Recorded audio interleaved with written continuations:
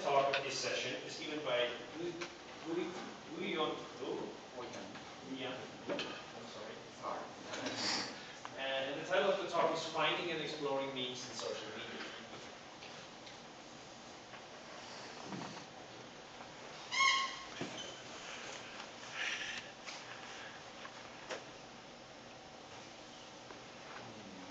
Hey everyone, my name is Yan, and I am second year doctoral student at the University of Texas at Austin, and I'm going to present this work with my advisor Maldives and other colleague Nicholas Woodward.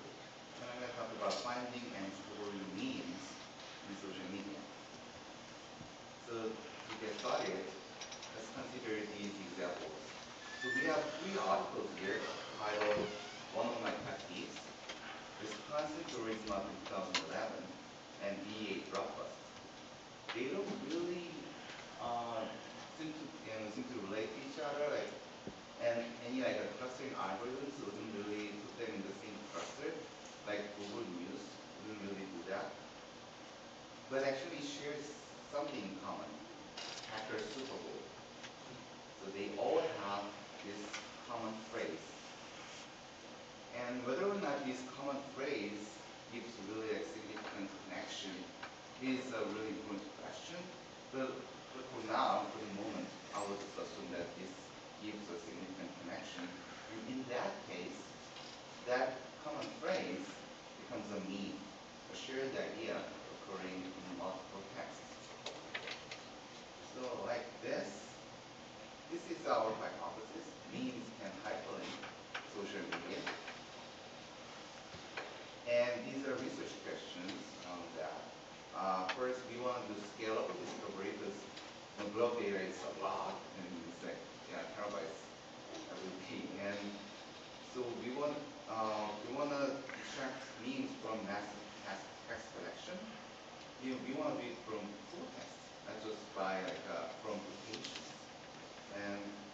And memes actually changes forms. Like everybody will say like in a slightly different form about a topic. So we want to do it across phrase variants. And second issue is filtering and ranking. So let's say we found like all like memes from the blogosphere or from social media, and how do we know if there is a meaningful connection? And how do you find the most interesting and informative memes?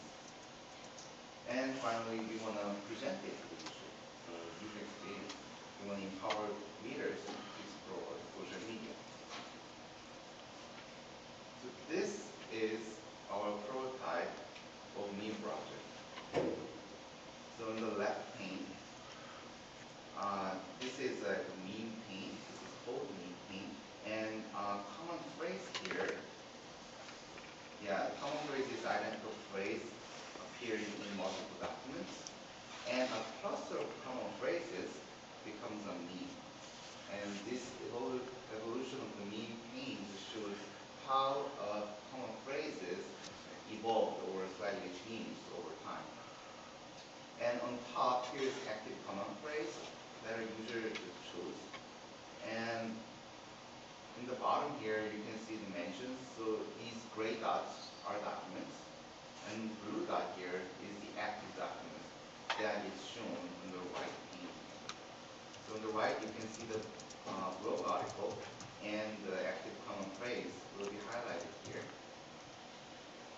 And on top, there's a timeline browser. So on the timeline, you can see like the frequencies of the phrase, like based on like, date.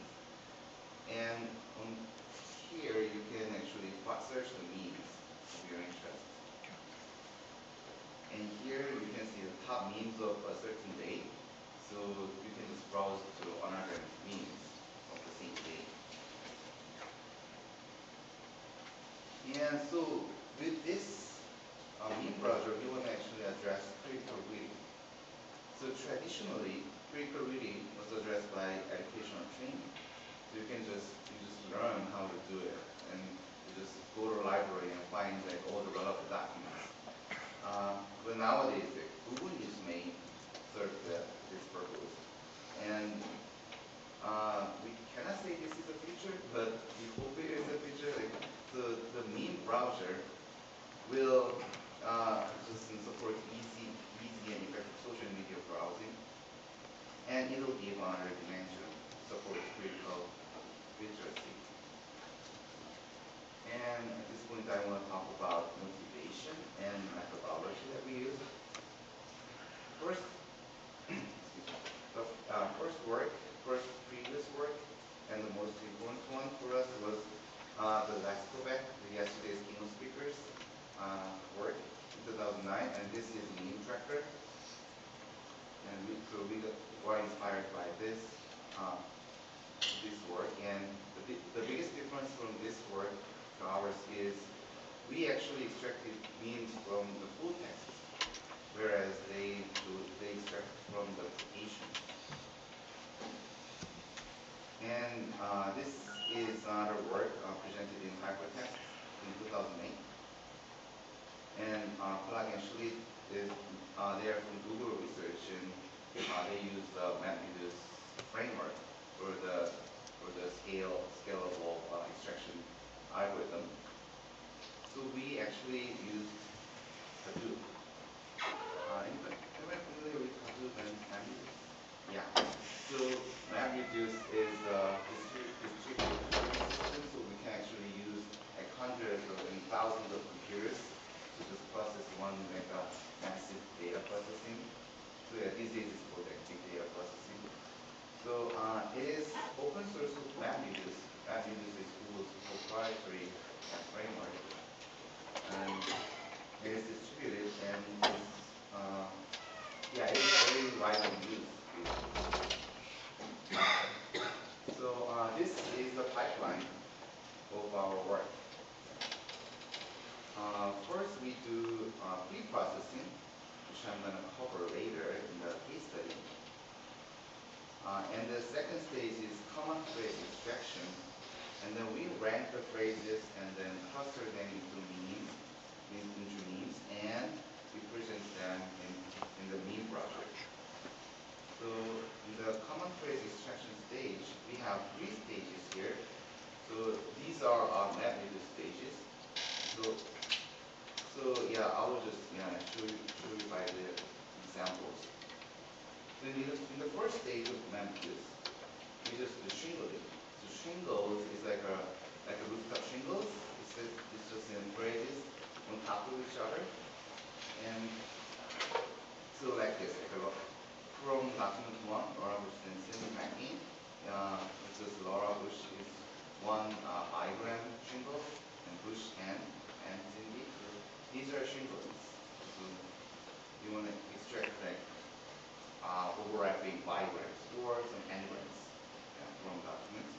So here, for the convenience of explanation, I use bigrams, but in actual case study, we use bigrams. So these documents will be shingled in this way, but I got rid of all the singleton shingles because we want to find common phrases. So yeah, the output will be like this. And Cindy is present here and here. So document 1, that's the 3rd position. Document 2, 5th position. So this is our first stage of MapReduce. And it goes to the second stage.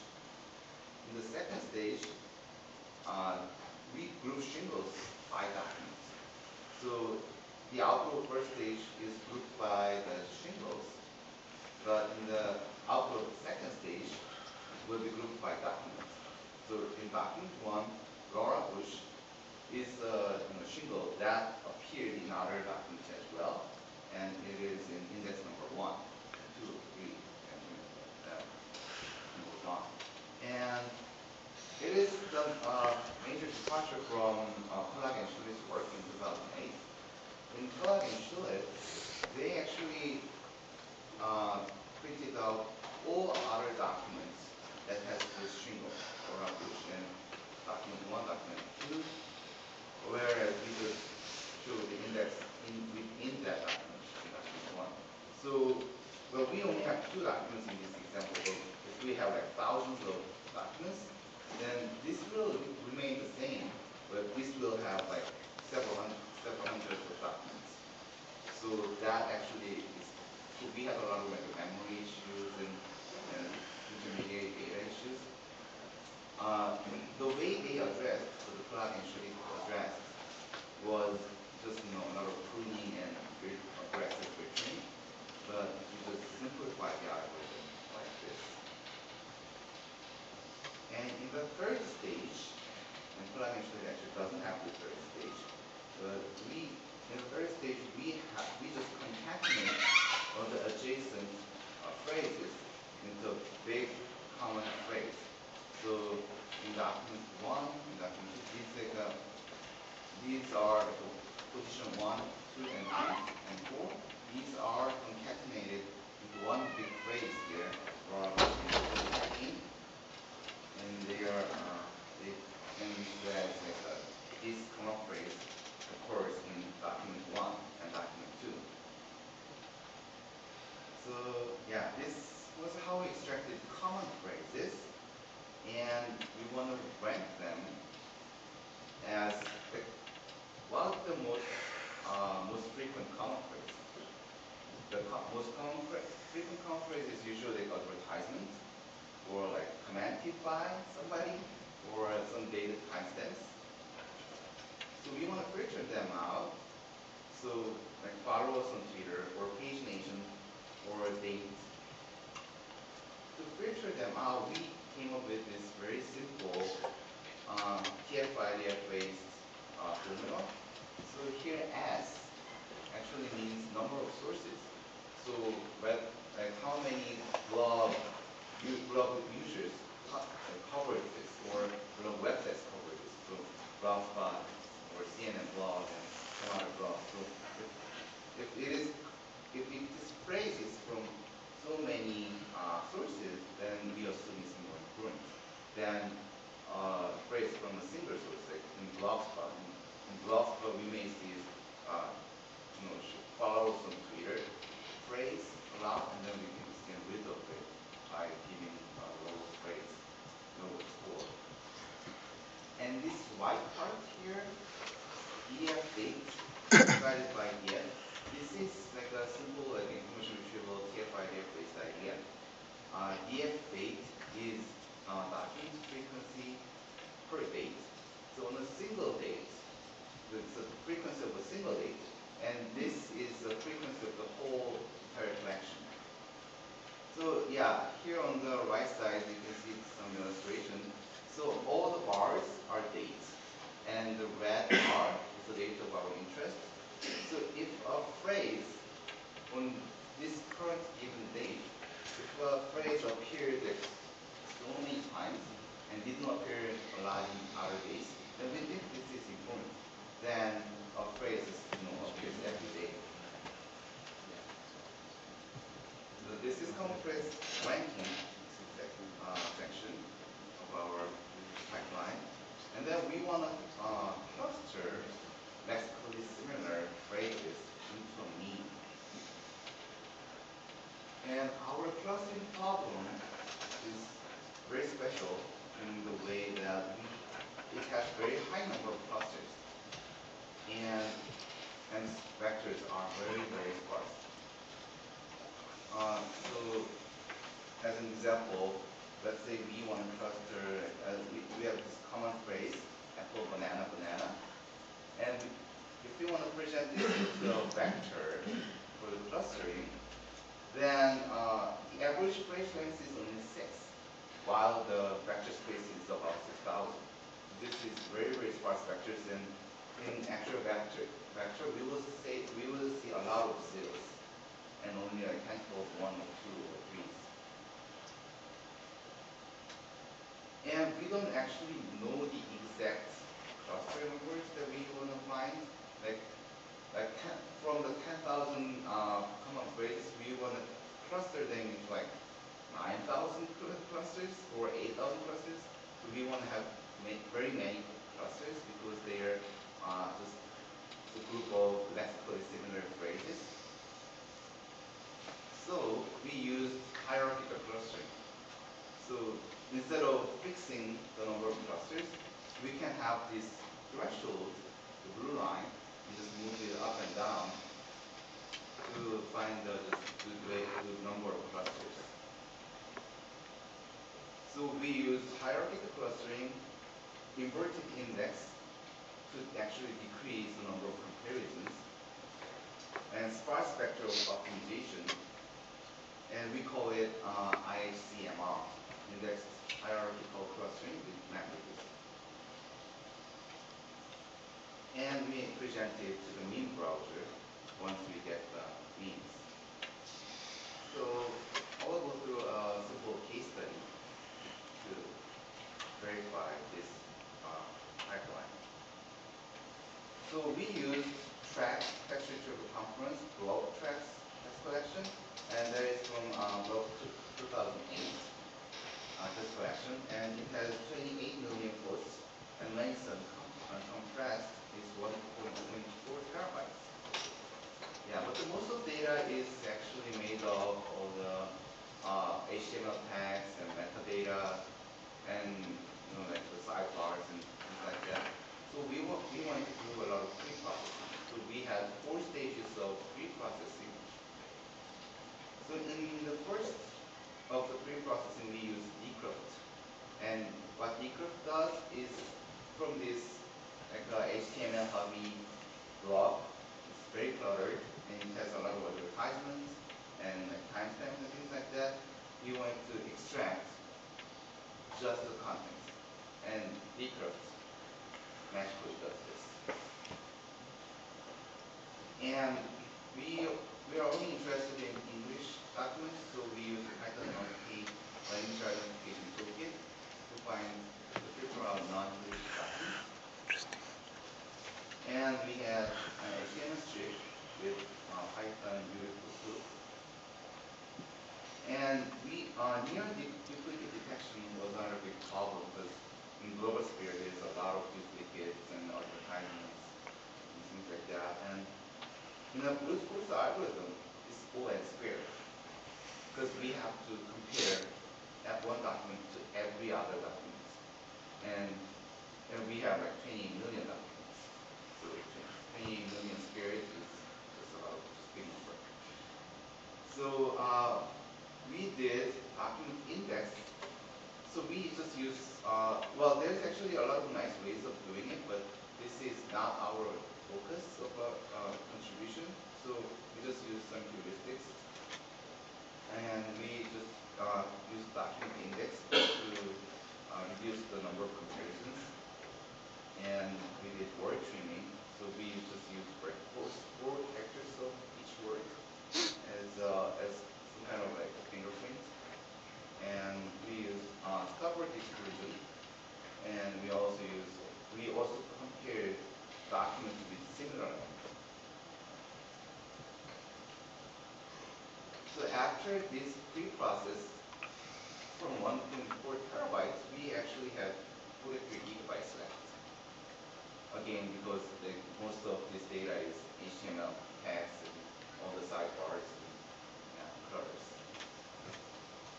And so we did, after that common phrase extraction part, we actually could do it in 40 minutes with 120 cores.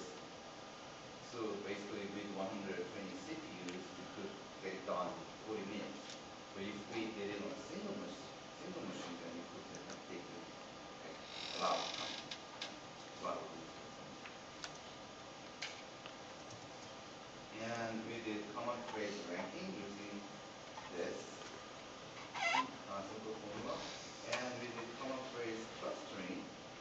And this clustering, yeah, was very efficient. So as a baseline, we used Weka. This is a machine learning test toolkit. And we used Cobweb, and Cobweb is a hierarchical clustering of Weka. And it took more than 96 hours, and we just stopped it after several days. And the reason Weka takes this long time is it is not really optimized for sparse vectors. So when you just feed in some sparse vector, then it just rebuilds the whole vector with all the zeros, like 6,000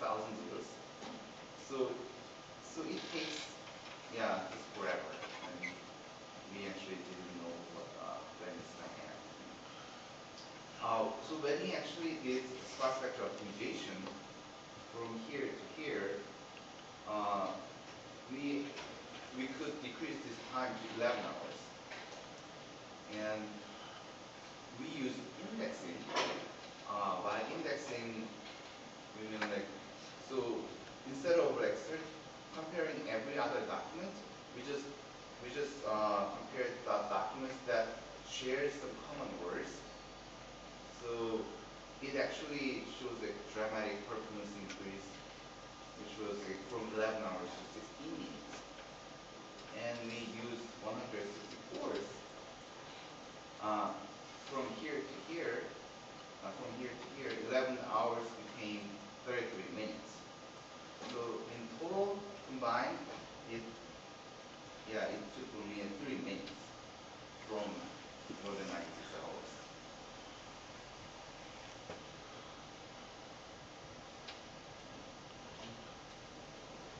So here's our conclusion for our research questions.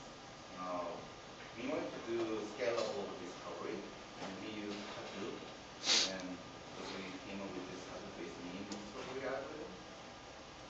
And we did filtering and ranking based on daily top means, so we did 5 days. And we also did address this issue of user experience by proposing the mean project.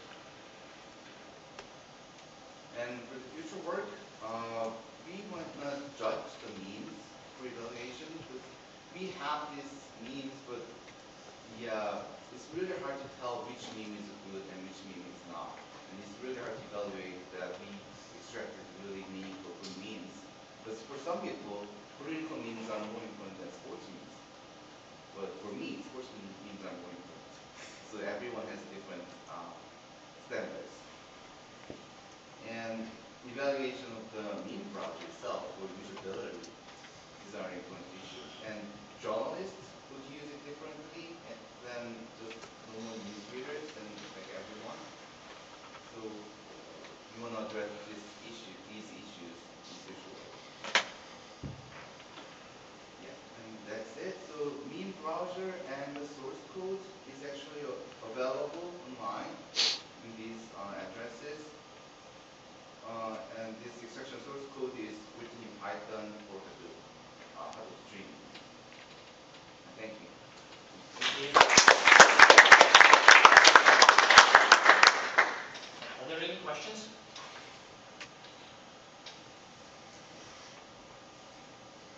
I have a question. So you were mentioning that you were extracting means based on shingles. Yes. And the way I understand your approach is that those shingles don't necessarily always make sense, right? You could have snippets of a text that for itself does not have any interesting meaning. So that could be a first form of evaluation, I guess, looking at whether the shingles that you have, whether the means that you extract are meaningful, have any kind of semantics that are interesting. Oh, yeah. If, for example, it's McCain and, then it doesn't seem to make any sense as a mean. But if it's, I don't know, Lorcat or something like that, it's more the description of the mean. Have you thought about looking at? Yes, we actually, one heuristic we used actually was cutting off the preposition in the end. Yeah, and so we use some semantic approaches, but we are not just using shingles, but we are actually concatenating shingles that appears over many documents. We concatenate them as a single common phrase. So usually common phrase makes sense. And shingles are just anagrams, so they don't really make sense. But yeah, when they are combined as a common phrase, because this whole common phrase appeared in out of documents as well, they usually make some semantic sense. But we didn't actually use semantic analysis, so that would actually be really good. And another question I have with regard to your score, I really like sort of the temporal variation of TF, IDF. Is that something that you came up with, or is that something that is already sort of presented in previous work? I could not figure it out in the presentation. Oh, okay. Well, actually, we use to rank the extracted means. Right. We use machine learning algorithms, and we just approached it in so many different ways. I ended up getting a very simple, TF-IDF based analysis, and it was there's this application with this simple information retrieval algorithm. No, I'm familiar with TF-IDF, but you made it an interesting variation of it, right? Where you interpreted it temporarily, with regard to time, as opposed to. Yeah, that's right. It was that. It was my idea of doing it, and It's cool. I just saw a day as a platform. Right. Cool. Any other comments or questions? Okay, if not, then I'd like to end this session, and we're going to be back for the final talk of the conference at 11. Okay, there's coffee waiting for you outside. Thank you.